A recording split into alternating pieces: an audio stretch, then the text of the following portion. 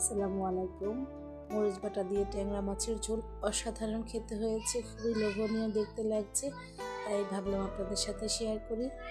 এই তো চলে এলাম চুলার কাছে, দিয়ে দিলাম তেল গরম হয়ে গেলে দিয়ে দিলাম 2 টেবিল চামচ পরিমাণ পেঁয়াজ বাটা, দিয়ে দিলাম 1 টেবিল চামচ পরিমাণ মরিচ বাটা, 1 চা চামচ পরিমাণ দিলাম হলুদের গুঁড়ো, 1 চা চামচ পরিমাণ দিলাম জিরার গুঁড়ো, স্বাদ মতো দিলাম লবণ। ভালো করে মশলাটাকে কষিয়ে নিব। তেলটা যখন ছেড়ে আসবে তখন দিয়ে দিলাম টমেটো কুচিটাকে একটু নাড়াচাড়া করে দিয়ে দিয়েছি মাছগুলিকে একদম উল্টে পাল্টে মশলাগুলিকে লাগিয়ে নিব মাছের গায়ে, যেন একদম সুন্দরভাবে মশলাগুলো লেগে যায় মাছের গায়ে।